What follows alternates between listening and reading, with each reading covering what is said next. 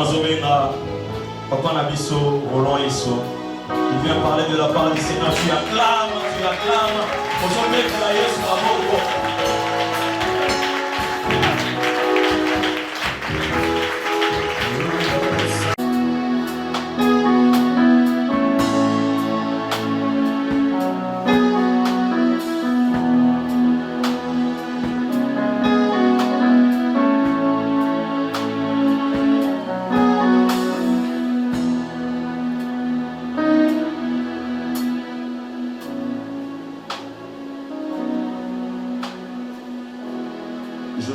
Je me rappelle,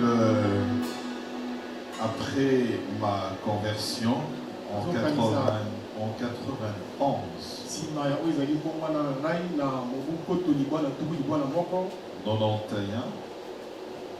alors on était tellement enthousiasmés parce que bien avant, vers les années déjà 83,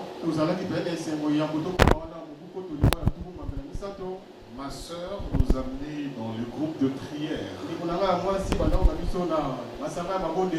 Et nous allions au premier groupe de prière à Gombe, sur l'avenue Comité Urbain. C'était chez le frère Anton, je crois. Et à l'époque, on chantait tellement. C'était seulement avec le tam-tam, Pasteur Pélé. Alors, tout petit que j'étais, je crois que j'avais encore 9 ans. Je me précipitais à jouer au tam-tam.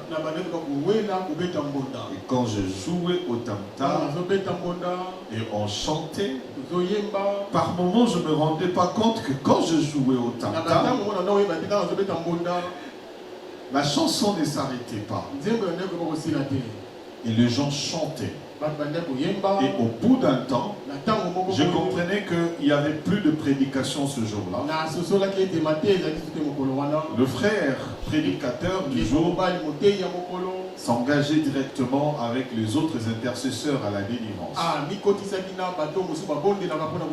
Je n'avais jamais compris. C'est jusqu'au jour où un jour on est allé à l'école. J'ai toujours raconté cette histoire. À l'époque, nous avions à l'Institut de la Gombe, à Télé de la Gombe, il y avait les groupes de musulmans, il y avait les groupes de témoins de Jéhovah, il y avait le groupe de rosés chrétiens. Et nous, on était là. À peine on commençait à aller dans le groupe de prière. Je me rappelle ce jour-là, on rentrait, on devrait passer par la Gombe. Et on arrive chez un ami ou un condisciple d'école qui habitait vers le palais de la nation. Leur papa était vice-ministre. Mais ils étaient musulmans. Alors ça faisait un temps que ce monsieur n'avait plus de fonction. Il était maladif et la maladie ne terminait pas. Selon la conception de la maladie dans l'islam, quand vous êtes malade, c'est une fatalité. On doit vous accompagner et mourir. La même conception également dans l'église catholique. On vous accompagnera à la mort. Alors ce papa avait fait pratiquement 5 ans. Il n'avait plus rien. Il est resté seulement alité. Et ce jour-là, je n'ai pas compris. On est entré et je l'ai laissé, je voulais partir. Je vois leur père, je pose la question seulement comme ça. Voilà comment les choses avaient commencé sans le savoir. Il est malade. Il dit oui, papa est malade. Ça fait longtemps. Et le médecin on dit, donc lui, il ne va plus être guéri. Les Mwalim viennent, ils prient pour lui, ils viennent, ils l'accompagnent de prière, comme tout musulman. Donc jusqu'à ce qu'il va mourir. Déjà en famille, on se prépare pour sa mort. On attend mourir. Moi j'ai dit, oh, il ne va pas mourir. Oh. Comme tout enfant comme ça. Je dis, oh, votre papa ne va pas mourir. Jésus peut le sauver. Et cette parole était entrée dans la chambre. Cet homme l'a entendu. Je ne sais pas. Après quelques minutes, ils ont vu leur père ouvrir la porte et commencer à sortir. Ils demandaient qui est l'enfant qui était là. Moi j'ai eu peur. Je suis sorti en courant. J'ai dit qu'est-ce que je fais ici? Ce papa-là il veut me tuer. Mais on ne savait pas ce qui s'était passé. Il y avait un homme qui était au-dessus de Mahomet, qui était au-dessus de l'islam. Un homme qui ne regarde pas de religion. Un homme qui ne regarde pas le nom de famille. Oh, ici dans cette famille, les gens n'entrent pas. Mais c'est un homme qui a un laissez-passer partout. Parce qu'il est le créateur de toutes choses. Il est venu secourir cet homme malgré ses croyances. Et le lendemain, on est venu me chercher à l'école. Je dis, où est cet élève-là? Mais notre papa, on n'a pas compris. Et depuis ce jour-là, toute cette famille commençait à aller à la prière. Parce qu'il y avait un homme qui les avait guéris.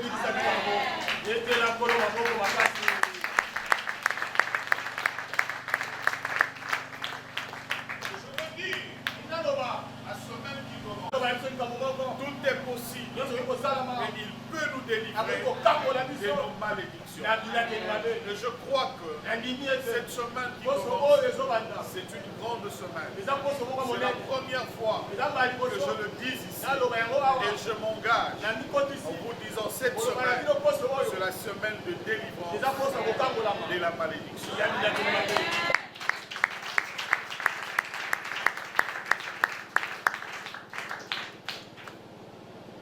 Cette semaine, nous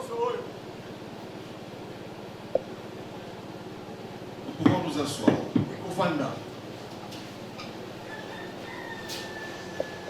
Nous allons parler de la délivrance de la malédiction.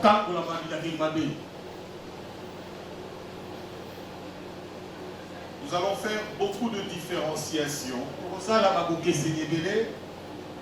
entre les enseignements qui se donnent sur la délivrance et ce qui nous convient réellement sur la délivrance. Tout en étant enfants de Dieu, nous devons savoir il y a certaines choses qui sont prêchées sur la délivrance qui ne nous concernent pas. Ça concerne les païens. Il y a aussi des choses qui nous concernent en tant qu'enfants de Dieu par rapport à notre vie sur la terre. Raison pour laquelle il est important que nous puissions enseigner pour que chacun tire sa part. On peut avoir fait 10 ans, 5 ans, 15 ans, 20 ans. Mais on peut remarquer également il y a des choses qui ne marchent pas. Ces choses-là, ce n'est pas par rapport. Ce n'est pas par rapport. Ce n'est pas par rapport à ce qui s'est passé dans notre vie. Ce n'est pas par rapport à l'imputation du péché d'Adam. Ce n'est pas par rapport à nos parents qui ont péché. Et ce péché se répercute sur nous. Pour nous, enfants de Dieu, ça ne nous concerne pas.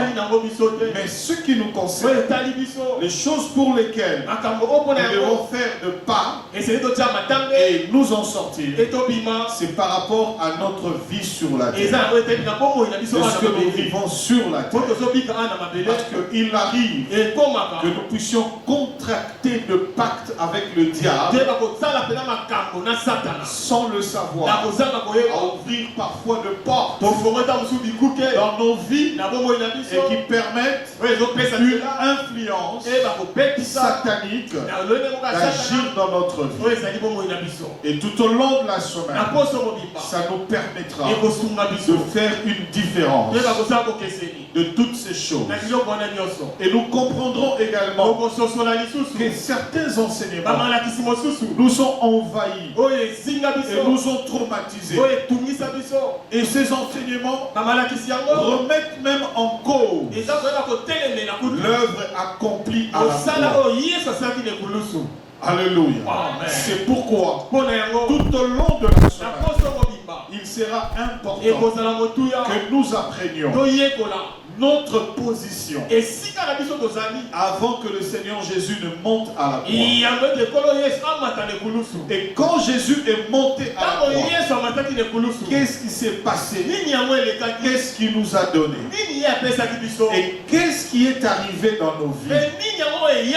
Et quand il a achevé l'œuvre de la croix et qu'il est ressuscité, quels sont les avantages que nous avons en tant qu'enfants de Dieu?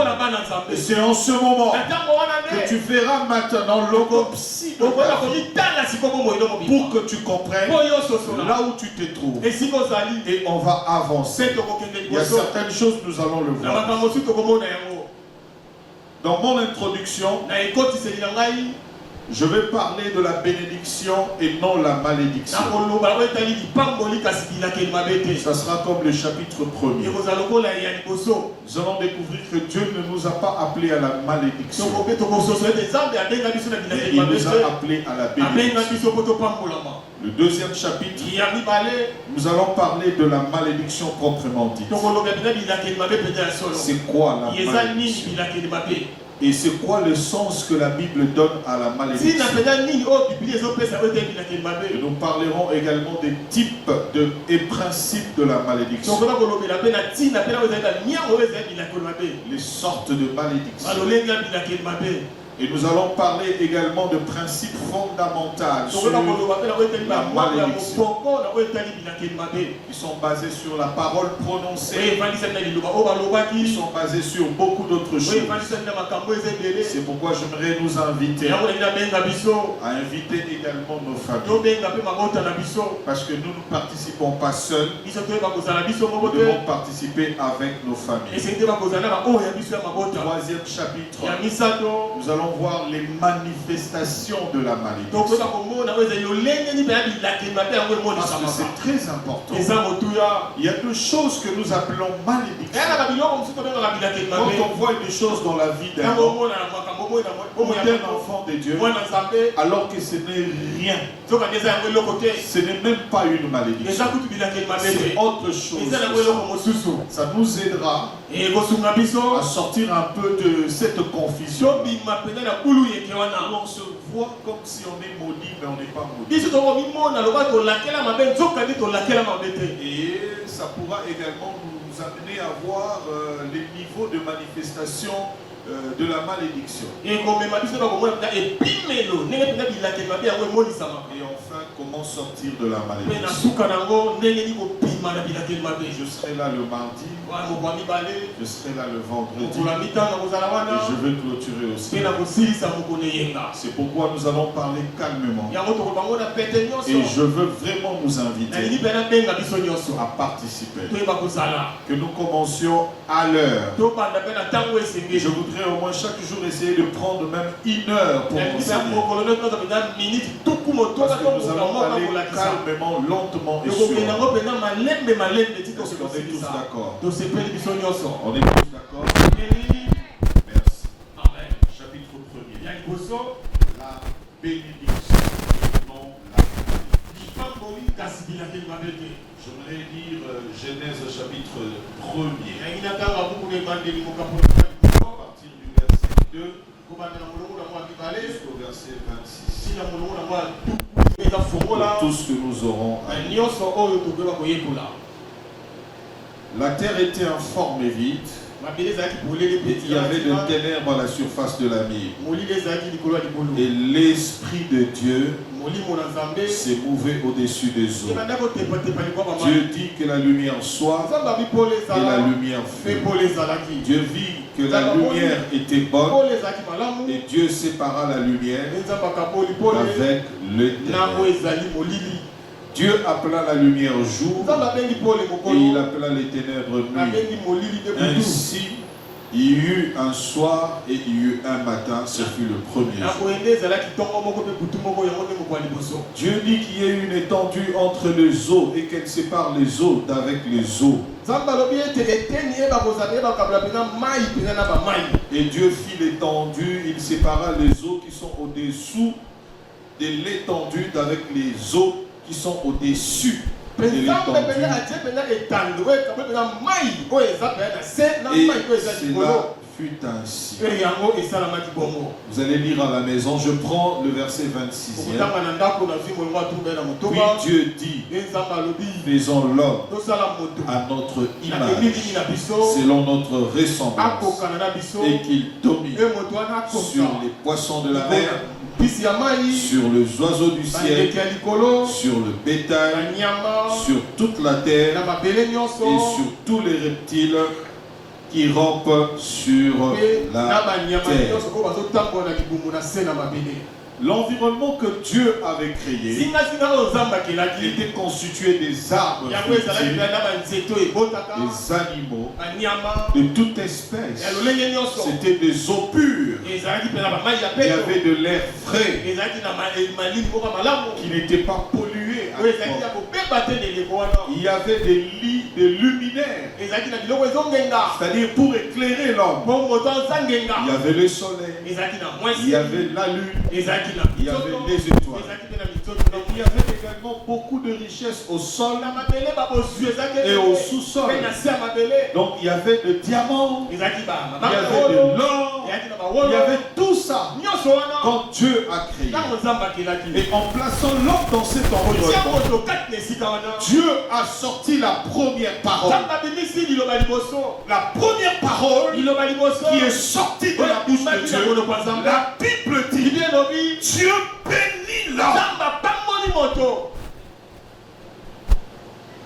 Donc là, le Seigneur, dans sa pensée, lorsqu'il crée l'homme, la première parole, Dieu bénit l'homme. Alléluia. Il le bénit dans les jardins de délices, dans les jardins de deuil. Ce qui signifie un jardin de bonheur. Vous avez la pensée de Dieu. Quand il a créé toutes choses, il place l'homme dans un environnement très bien. Il veut que l'homme évolue dans cet environnement. C'est ça la pensée de Dieu. Vous n'avez pas la pensée de la malédiction. La pensée de Dieu, c'était que l'homme soit dans le bonheur. Et c'est comme ça qu'il a fait les choses. Et après un moment, Dieu a comblé l'homme et il vient lui donner une aide semblable. Et le Seigneur a voulu que, avec cette aide, l'homme puisse jouir de bonheur. Donc Dieu, dans sa pensée, même quand il a mis la femme à côté de l'homme, la pensée de Dieu pour le mariage, c'était toujours le bonheur. Alléluia. Amen.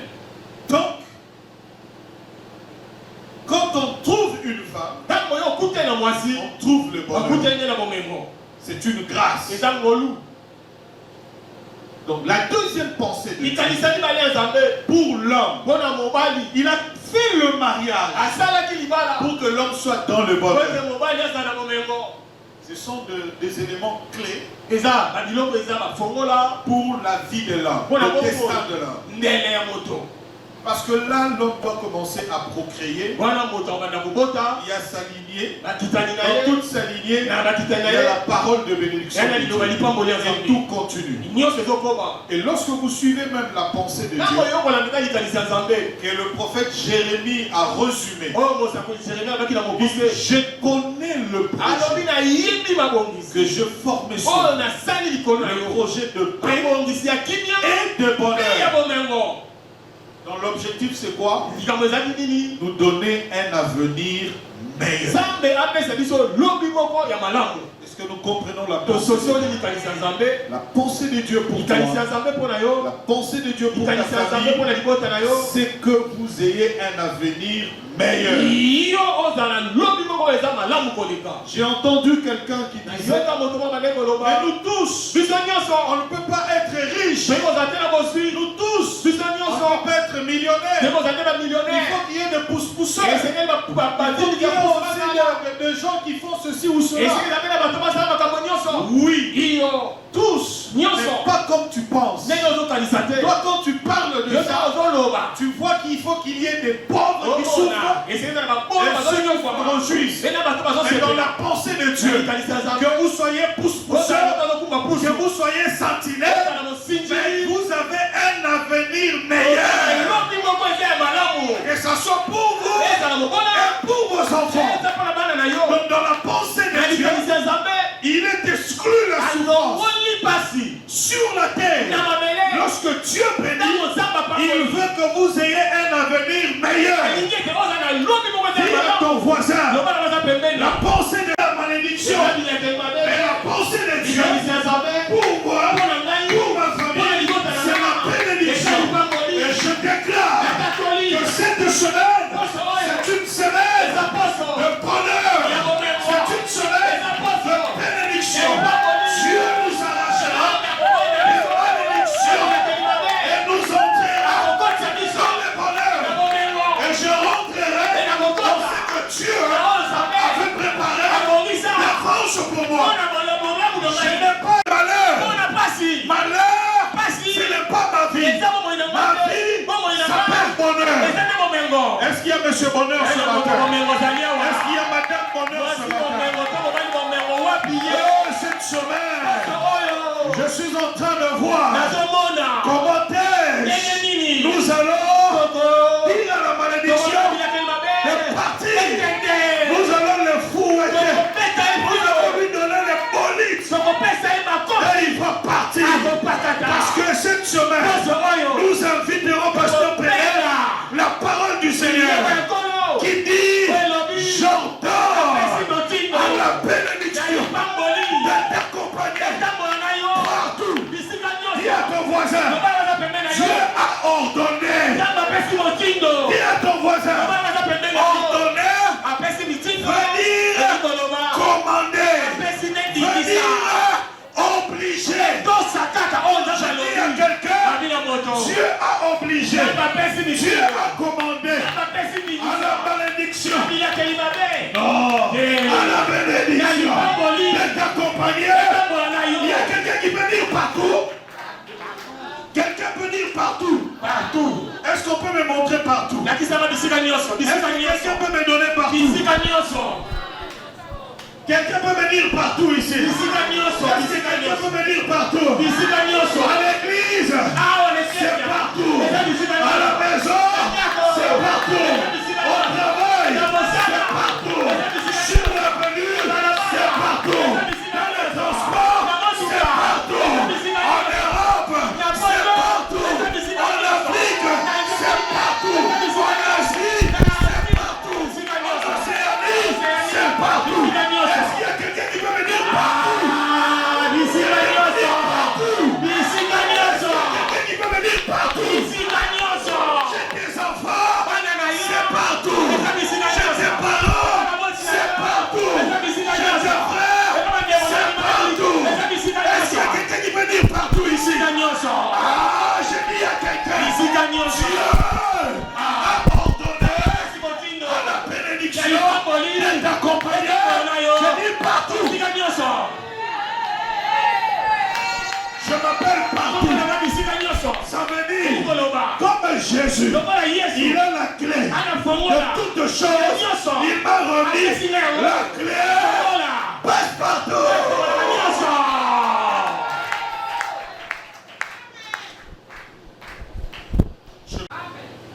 On marchait partout. Même quand je vends les cacahuètes. Alléluia. Partout. Alors on se pose une question. Alors que Dieu n'a jamais destiné l'homme à la malédiction. Et il n'est pas non plus content de voir l'homme gémir sous le poids de la malédiction. Parce que c'est un fardeau qui pèse. Et la grande question, d'où vient donc la malédiction? Alléluia. Amen. Avant de répondre à cette question, il est important que nous comprenions c'est quoi la malédiction. On passe directement au deuxième chapitre, au deuxième point. Qu'est-ce qu'une malédiction? Pose la question à ton voisin. Nous avons dit malédiction, malédiction. Alors c'est quoi une malédiction? Nous allons voir deux perspectives. La première, nous allons voir cela à travers la science. Dans le commun de mortel, comment l'homme pense sur la malédiction. Et la deuxième perspective, nous allons voir cela dans la parole. La Bible parle de la malédiction. Elle fait allusion à quoi? Et tout cela.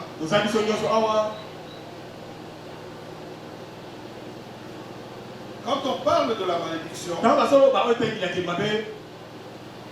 le terme malédiction vient du verbe maudire. Selon le dictionnaire français. D'abord dans le dictionnaire français. Qui veut dire premièrement voué au malheur. Ça veut dire appeler le mauvais sort.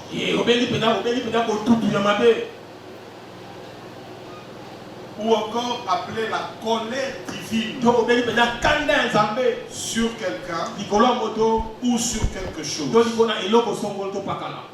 Donc on peut envoyer un sortilège sur quelqu'un et sur quelque chose.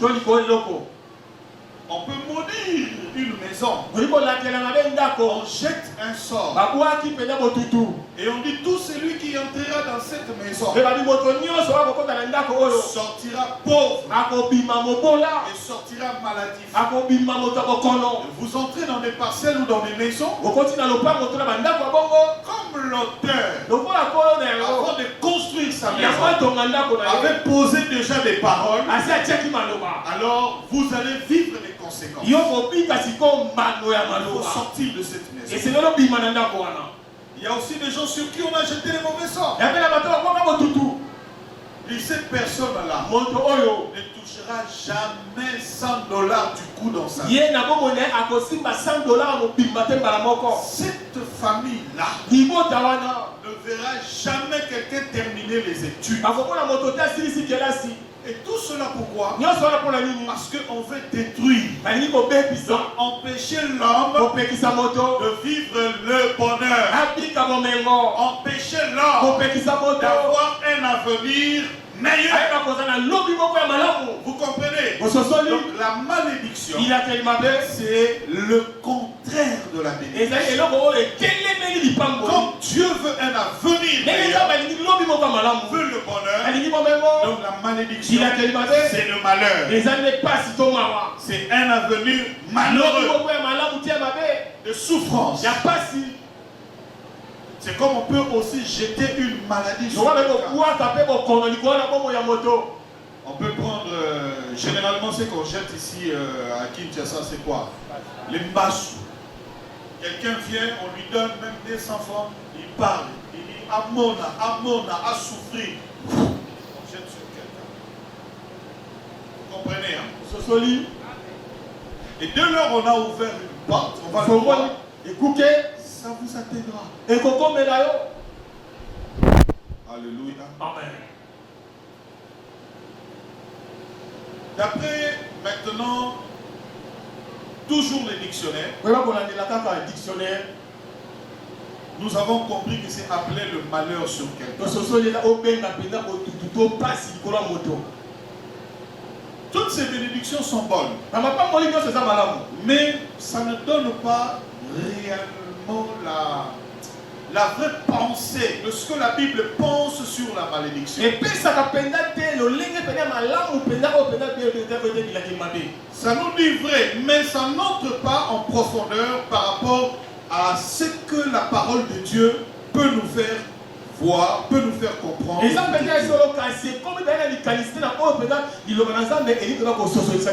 Alors, voyons cela selon la pensée de la parole de Dieu. Si on peut prendre Nombre chapitre 22, le verset 4 jusqu'au verset 6e. Et on peut prendre Nombre 23, le verset 8e. J'aimerais lire Nombre 23, le verset 8. Comment maudirais-je celui que Dieu n'a point maudit? Comment serais-je irrité quand l'Éternel n'est point irrité? Nous connaissons la situation. Le roi Balak avait appelé le prophète Balaam. Il a demandé, comme il avait peur que dans le passage d'Israël, que sa nation soit détruite. Alors, connaissant le sort, la parole qui sort de la bouche du prophète, il lui demande de maudire Israël. Il lui offre de l'or et toutes les biens précieuses. Il lui demande de le faire. Parce que s'il le maudit, il sait que Israël ne pourra pas arriver là. Mais le prophète lui dira, comment je peux maudire celui que Dieu a béni? Comment je peux irriter alors que lui-même n'est pas irrité contre ce peuple? Donc, dans la pensée de la Bible, maudire quelqu'un, parce que Israël avait un parcours. Il allait vers la terre promise, donc vers sa destinée. Suivez-moi très bien. Israël allait vers sa destinée. Et la destinée d'Israël, elle était meilleure. Parce que quand Dieu a appelé Moïse, il a dit Moïse, je te confie la mission. Tu vas conduire mon peuple dans un grand et vaste pays. Dans un pays où coule le lait et le miel. Israël dans le parcours pour aller vers sa destinée, une destinée meilleure. Le roi Balak voulait empêcher à Israël d'atteindre sa destinée. Maudire quelqu'un, c'est bloquer l'avenir de cette personne. Selon la pensée de Dieu, maudire quelqu'un, c'est dévier quelqu'un de ce qui lui revient des droits. Et je dis ici, la pensée de Dieu est que nous allions atteindre là où Dieu a destiné pour nous. Quel que soit ce que le diable, ses serviteurs et les hommes ont pu jeter dans notre vie, mais ce soir, et ce matin plutôt, et cette semaine, la parole de Dieu va nous ramener sur la vraie position, sur le vrai chemin du bonheur pour atteindre notre destinée. Et cette semaine, par la parole de Dieu, au nom de Jésus, les malédictions qui ont bloqué la poursuite de notre chemin vers notre avenir vont tomber au nom de Jésus. Sur nos enfants, sur nos parents, sur nos frères, sur notre quartier, sur notre commune, sur notre pays. Jésus.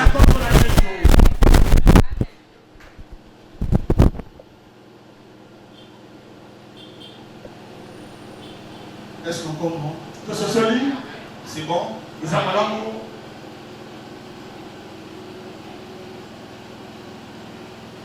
Selon la parole de Dieu, lorsqu'on parle de la malédiction,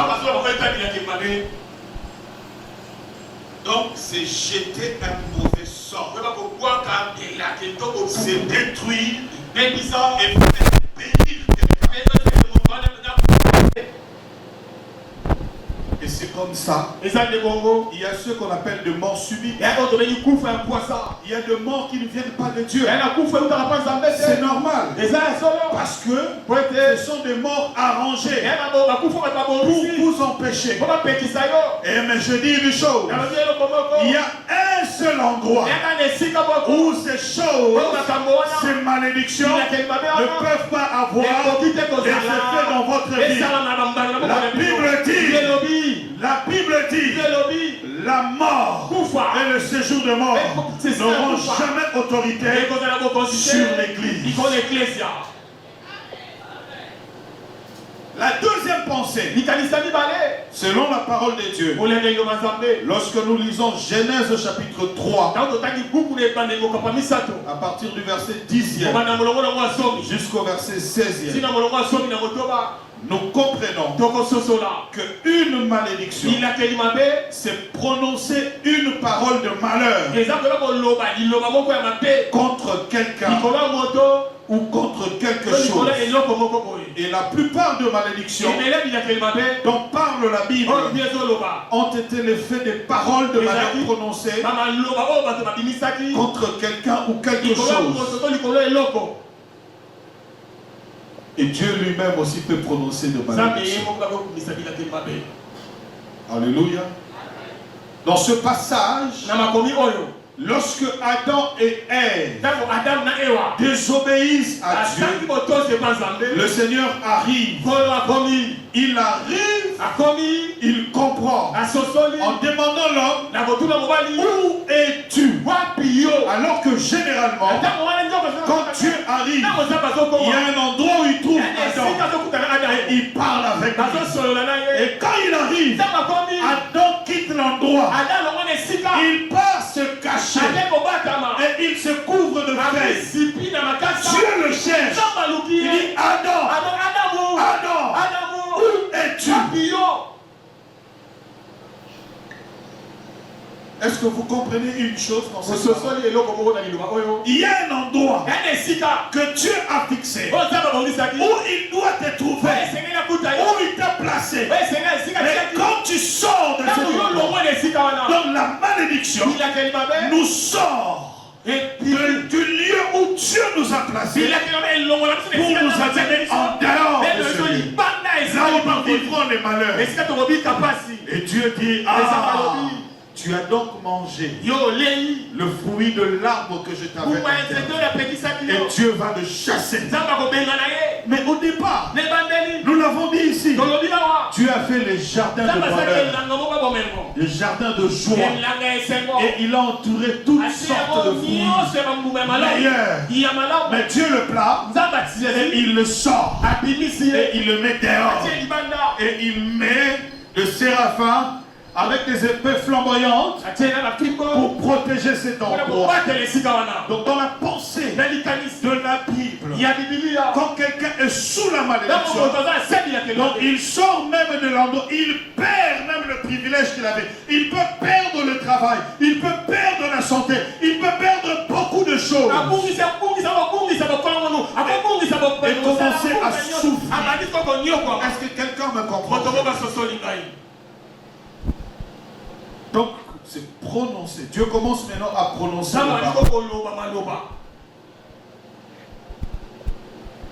contre Adam, contre Ève. Et il y a de ces malédictions de Dieu qui ont fait que l'homme puisse comprendre qu'il faut souffrir pour réussir. Alléluia. Parlons de type de malédiction. C'est ici. Je vais évoquer un seul type.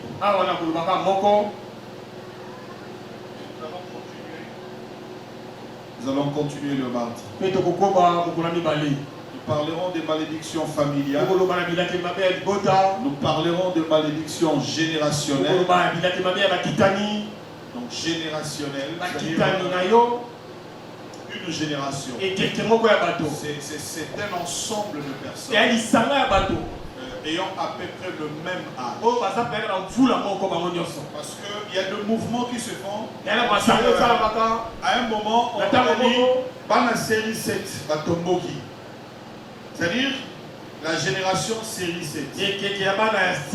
Et au cours de cette génération, les gens qui sont nés de 70 jusqu'à 79, ils ont à peu près le même fonctionnement. Il y a à peu près des coups de vent qui embrasent toute cette génération. Comme maintenant c'est la génération iPhone, génération quoi. Donc il y a des noms. Et les noms que vous donnez à chaque génération, sans le savoir, donc c'est un esprit qui agit dans cette génération et qui amène les gens hors leur destin. Parlerons de ce chose. Parce qu'il y a des fois on ne comprend pas.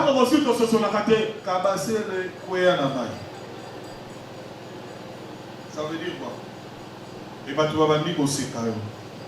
Lorsqu'on tombe, c'est une bonne chose. Mais comment quelqu'un qui tombe et les gens se moquent de la personne? Vous comprenez le genre de génération dans laquelle nous vivons maintenant? Les gens veulent voir le malheur des gens pour que ça fasse leur joie. Donc nous allons parler de chaque génération. Et même dans la Bible, il y a eu comme ça. Dans chaque génération, il y a eu ne vous dérangez pas. Quelque chose à un moment, il a été attaqué. Lui, il a été comme Jean-Baptiste. Comme il a l'habitude de parler. Mais quand il parle de la génération Shege, c'est un esprit. Ça veut dire que Chancelo Kopamba, c'est une génération de faiblards. Donc pour gagner leur vie, c'est vous qui travaillez pour eux. Je ne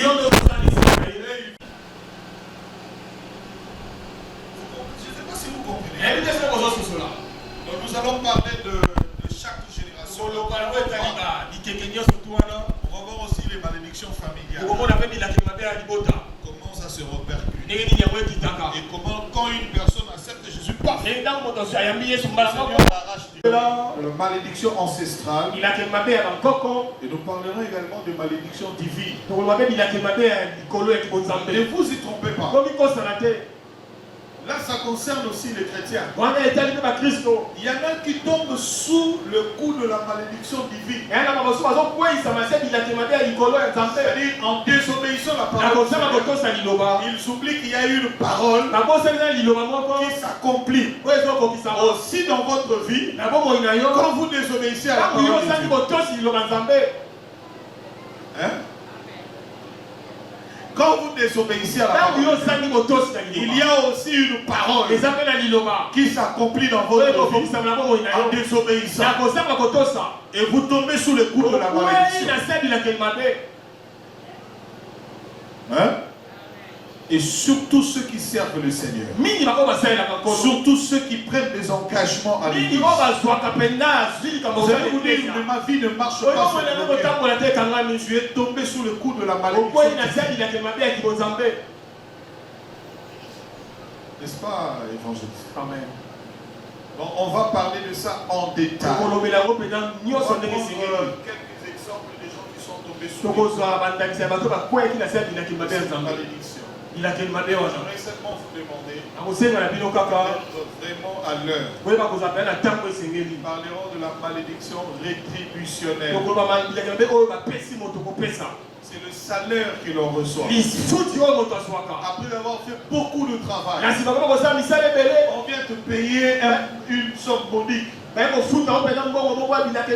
L'expression française c'est payer, être payé en monnaie de sang. Et avoir fait le travail du cheval. Et nous allons voir, il y a beaucoup qui travaillent mais qui sont rémunérés en monnaie de sang. Et nous briserons ces choses. Et nous libérerons vos vies au nom de Jésus. Et nous allons enfin parler de malédiction personnelle. Comment vous-même vous tombez sous les coups de la malédiction. Le rendez-vous est pris pour mardi pour parler des types de malédiction. Que Dieu vous bénisse.